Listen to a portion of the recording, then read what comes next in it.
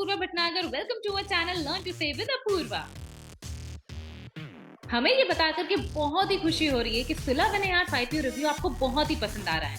Amazing responses मिल रहे हैं हमें उस वीडियो पर। तो आज हम एक और आईपीओ रिव्यू लेकर के आए हैं आपके सामने, और by the end of this video हम आपको बताएंगे कि हम इस आईपीओ में अप्लाई करने वाले हैं या फिर नहीं। तो आईपीओ का नाम है लैंडमार्क कास्ट लिमिटेड। तो आइए चलिए जानते हैं कि आखिर लैंडमार्क कास्ट लिमिटेड करती क्या है। तो कंपनी इनकॉर्पोरेट हुई थी 1998 में। लैंडमार्क कार्स लिमिटेड का इंडिया में लीडिंग ऑटोमोटिव रिटेल बिजनेस है प्रीमियम कार्स का, जैसे कि Mercedes Benz, Honda, jeep, Volkswagen और रेनॉल्ट। कंपनी का कमर्शियल व्हीकल रिटेल बिजनेस भी है इंडिया में, अशोक लेलैंड का।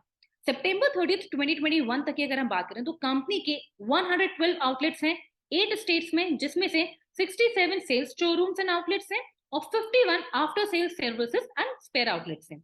लैंडमार्क कार्स लिमिटेड की डीलरशिप 8 स्टेट्स के 31 सिटीज और यूनियन टेरिटरीज में है, जैसे कि महाराष्ट्र, उत्तर प्रदेश, गुजरात, हरियाणा, मध्य प्रदेश और दिल्ली। अब आइए चलिए जानते हैं कि आखिर कंपनी का बिजनेस क्या है। तो लैंडमार्क कार्स नई vehicles, after sale service, repairs, pre owned vehicles की सेलिंग, थर्ड पार्टी फाइनेंस और इंश्योरेंस प्रोडक्ट्स, ये सब सेल आउट करती है। कंपनी ऑथराइज सर्विस सेंटर की तरह ऑपरेट करती है for like Mercedes Benz, Honda, Volkswagen, Jeep, Renault और अशोक लेलैंड।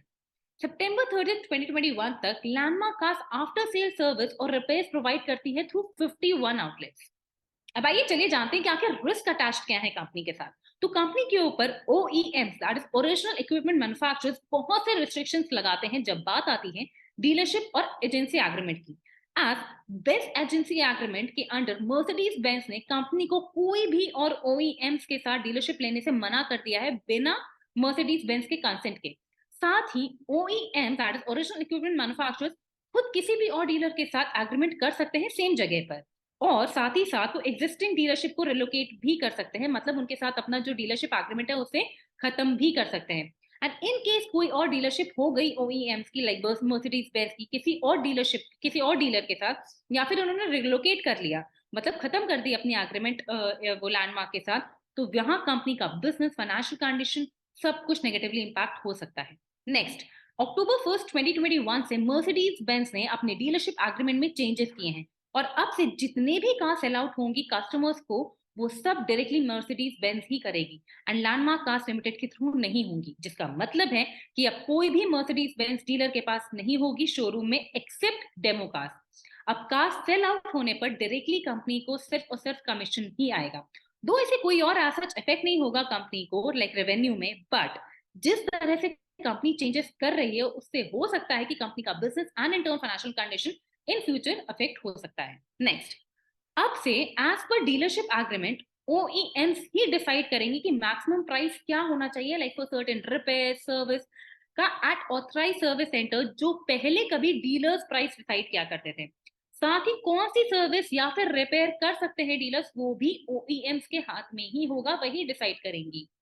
अब इन केस सर्विस फीस कम हुई या फिर रिस्ट्रिक्शंस लगे कि आप ये सर्विस नहीं कर सकते हैं या फिर आप ये रिपेयर नहीं कर सकते हैं, तो कंपनी का बिजनेस, फाइनेंशियल कंडीशन सब नेगेटिवली इंपैक्ट हो सकता है।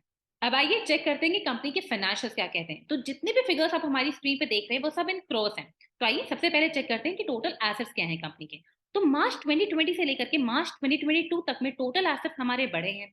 टोटल रेवेन्यू देखें तो वो भी बढ़ा है, प्रॉफिट आफ्टर टैक्स भी बढ़ा है, रिटर्न ऑन इक्विटी भी हमें बढ़ता हुआ नजर आ रहा है, रिटर्न ऑन कैपिटल एम्प्लॉयड भी बढ़ता हुआ नजर आ रहा है।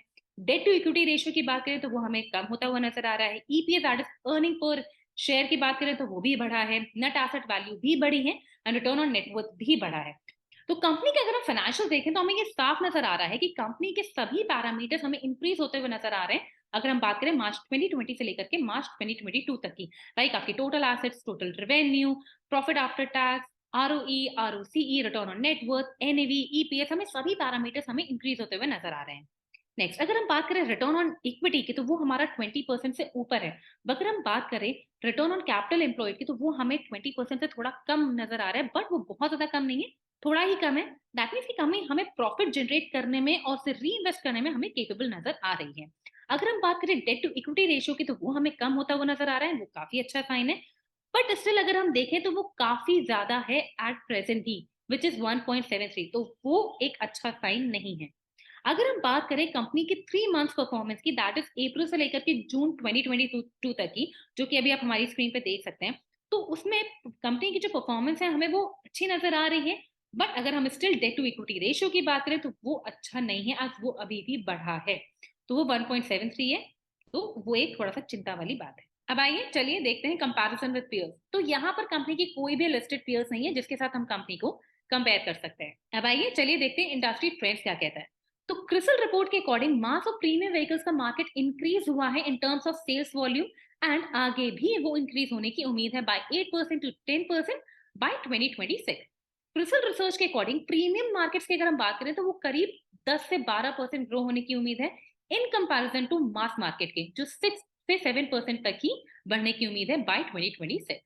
अब आइए चलिए देखते हैं ऑब्जेक्ट्स ऑफ द इशू क्या है। तो कंपनी अपने नेट प्रोसीड्स को कुछ इस तरह से यूज करेगी, अपने रीपे करेगी वो फुल या फिर पार्ट पेमेंट करेगी अपने लोन्स का जो कंपनी या फिर उसकी सब्सिडरी कंपनी से उठाए हैं। Second, for general corporate purposes. अब आइए चलिए देखते हैं कंपनी के प्रॉस एंड कॉन्स। तो पहले आइए देखते हैं कंपनी के प्रॉस।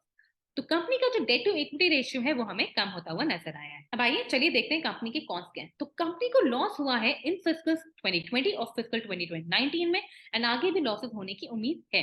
नेक्स्ट, कंपनी का बहुत ज्यादा पोर्शन बिजनेस का दो स्टेट से ही आता है विच इज गुजरात और महाराष्ट्र। एंड इन केस अगर इन दो स्टेट्स में कोई भी प्रॉब्लम आती है तो कंपनी का फाइनेंशियल कंडीशन और बिजनेस दोनों ही नेगेटिवली इंपैक्ट हो सकता है। नेक्स्ट, एयर क्वालिटी कमीशन ने 14 दिसंबर 2021 को एएमपीएल को नोटिस भेजा था अपने न्यू दिल्ली सर्विस सेंटर को क्लोज करने के लिए। इन केस कंपनी अपने सर्विस सेंटर को टाइमली रीओपन नहीं कर पाई तो उनके कस्टमर्स को सर्विसेज नहीं दे पाएगी, जो इन टर्न कंपनी के फाइनेंशियल कंडीशन बिजनेस सबको नेगेटिवली इंपैक्ट कर सकता है। नेक्स्ट, कंपनी उसके सब्सिडरीज प्रमोटर्स और डायरेक्टर्स के अगेंस्ट में लीगल प्रोसीडिंग्स चल रही हैं। सो ओवरऑल कंपनी की परफॉर्मेंस को अगर हम देखें लाइक उसके financial, risk attached, industry trends, pros and cons, तो इन सबको देख के हमें ये साफ नजर आ रहा है कि कंपनी हमें फंडामेंटली बहुत ज्यादा स्ट्रांग नहीं लग रही है। स्टेबल है, हाँ केपेबल है प्रॉफिट जनरेट करने में, आज उसका आरओई आरओसी ओके है। कंपनी का अगर हम डेट टू इक्विटी रेशियो देखें तो वो 1.95 है। दैट मीन्स की कंपनी के ऊपर लाइबिलिटीज बहुत ज्यादा है जो एक अच्छा साइन नहीं है।